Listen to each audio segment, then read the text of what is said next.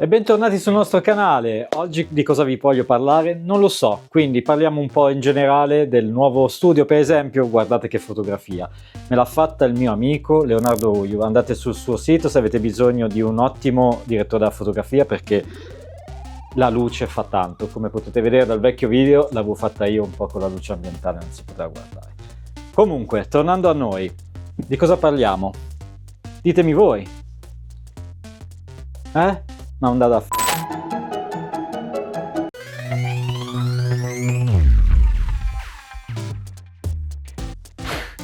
Quindi tornando a noi, di cosa parliamo oggi? Si tratta di questa action figures nuova dei 5 samurai. È un vecchio cartone animato che guardavo da bambino, è anche un pochino impolverata perché ormai sono mesi che sta lì ad aspettare, non l'ho mai aperta, infatti ci sono ancora i sigilli originali e volevo fare un video per farvela vedere, però volevo farvi vedere anche la differenza tra diverse action figures. Per esempio, cosa ho qua? Ho questa qua di Dragon Ball di Goku della Bandai, mentre questa è una marca che si chiama Sentinel, mi sembra, non mi ricordo più, Sentinel, sì, avevo ragione. L'ho comprata così tanto tempo fa che neanche mi ricordavo tra un po'. Leggendo le recensioni e cose, sono altri materiali, altri modi di fare. In più adesso vedo che stanno facendo un tipo di action figures bellissime, tipo è uscita quella di Chun-Li di Street Fighter che praticamente non ha neanche più le giunture, ma è tutto gomma e si possono tranquillamente posizionare come volete, cambiare i vestiti, cioè tante cose, infatti costa anche 200 euro, mi sembra una cosa del genere, mentre questa si aggirava intorno ai 160 con il preordine, adesso non so a quanto sia arrivata.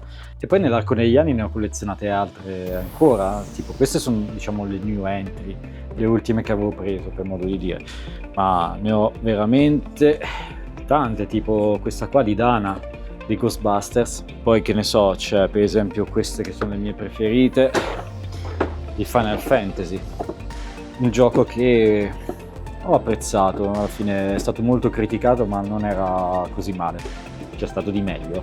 Lasciamo perdere, tra l'altro il 13x3 avevo preso persino la guida perché non ci avevo capito niente, in vendita anche questa, se vi interessa, praticamente nuova perché non l'ho mai usata. Poi cosa, vabbè, i Funko Pop, non so se si possono definire action figures, penso di sì, sono piccoline, sono particolari, non ci vado matto. Qualcuna però me la sono presa perché ho ritenuto che siano carine e niente, sono entrate nella mia collezione, ma come ho detto voglio sbarazzarmi un po' di roba adesso, quindi sono in vendita anche queste. Poi vediamo, vabbè, i classici, abbiamo Star Wars, poi piccole chicche tipo questa action figures di Iron Man che sinceramente quando l'ho vista in offerta non ho resistito, veniva così poco che ho detto sarebbe un peccato lasciarla lì sullo scaffale e naturalmente non è stata mai aperta, mentre questa qua di Lighting per esempio l'ho aperta, l'ho avevo anche esposta su una scrivania, la mia scrivania al lavoro, che un giorno magari vi farò vedere anche quella. E devo dire che queste action figures sono fatte veramente molto bene, le adoro e sono curioso di vedere questa qua che l'aprirò tra poco, quindi se continuate a guardare il video tra un po' la scopriremo insieme com'è fatta e metteremo a confronto con altre. Poi cosa abbiamo? Questa, e hanno rifatto la versione del primo costume di Spider-Man del fumetto e io adoro soprattutto i colori, mi piace troppo questa action figures. Tra l'altro l'avevo anche venduta ed era andata in Olanda, il corriere non ha trovato l'indirizzo e mi è ritornata indietro e allora ho pensato a volte sono segni del destino che te la devi tenere, perché poi quando l'ho riaperta ho visto che era tutto a posto, ho detto quanto è bella, non so voi ma io la adoro. Poi cosa abbiamo? Vabbè, anche le altre di Final Fantasy, le altre action figures di Final Fantasy insieme a Lighting, e ci abbiamo Sephiroth e Cloud e anche queste sono bellissime, tratte dal film tra l'altro di Advent Children. Se siete appassionati di Final Fantasy sicuramente l'avrete vista anche voi, se non l'avete visto vi consiglio di andarla a vedere, c'è in lingua originale, giapponese e in inglese. Sempre restando su Final Fantasy, mi stavo dimenticando di una vecchia action figures che presi tanti anni fa, di un gioco che ho amato tantissimo, Final Fantasy VIII.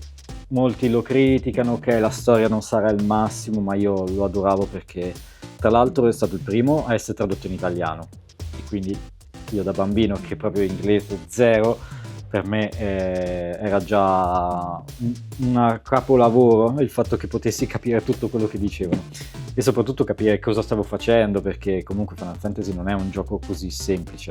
Tra l'altro mi ricordo che con mio fratello abbiamo giocato tipo 50 ore, poi l'abbiamo ricominciato perché mancava tipo la metà delle cose che dovevi prendere, come le Guardian Force eccetera. Comunque sì, resta il mio preferito. Il 7 è bellissima la storia, quello che vuoi, ma l'8 mi resta dentro perché l'ho apprezzato fin da bambino e c'aveva una grafica all'epoca che era spettacolare. Mi piace andare a prendere cose sugli scaffali. Avevo una cotta per questo personaggio e quindi è così vecchia che tra l'altro è ingiallita ormai la plastica e forse avrei dovuto tenerla dentro una scatola, non so, forse ho preso un po' troppo sole perché stava su uno scaffale in alto, la mia vecchia cameretta, che poi faremo una puntata, vi farò vedere tutto quello che c'è perché non mi ricordo nemmeno cosa c'è da bambino. E comunque tutte queste action figures adesso le mettiamo a confronto, e tranne quella di Spider-Man perché non vorrei aprirle. Queste qua sono da collezione, non si possono aprire, anche se avrei tanto voglia. In teoria neanche questo, ma cosa me ne frega, voglio togliermi la soddisfazione, l'ho presa. Ma prima ancora di aprirla, le ultime cose: un action figures di Bulma presa su AliExpress o su Wish, non mi ricordo. La presi solo per vedere com'era a confronto con una originale. La mettiamo a confronto adesso proprio con quella della Bandai, tra poco. Sempre rimanendo nel tema di Dragon Ball, che tra un po' le mettiamo a confronto tra originale e non originale.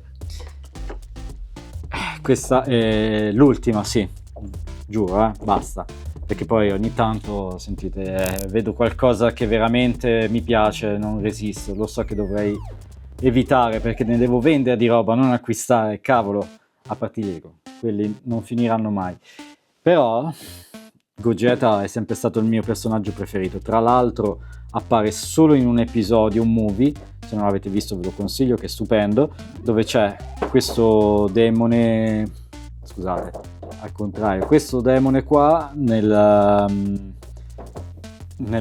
che prende vita e Vegeta e Goku sono costretti a combatterlo e devono fare la fusione. Mi fa troppo ridere tra l'altro ed è un'animazione stupenda, io ancora adoro lo stile di Dragon Ball.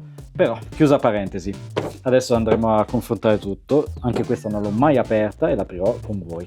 Penso di aver detto tutto. Qua per esempio abbiamo altre cosine, ma non è il nostro tema delle action figures.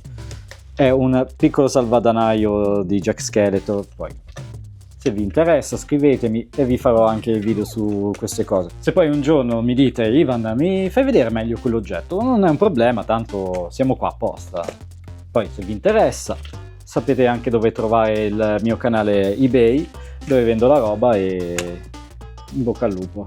No, scherzo, se mi scrivete in privato e dite: senti, segui il tuo canale, mi piace tanto, mi interessa quell'oggetto lì, quanto me lo fai? Ci veniamo incontro.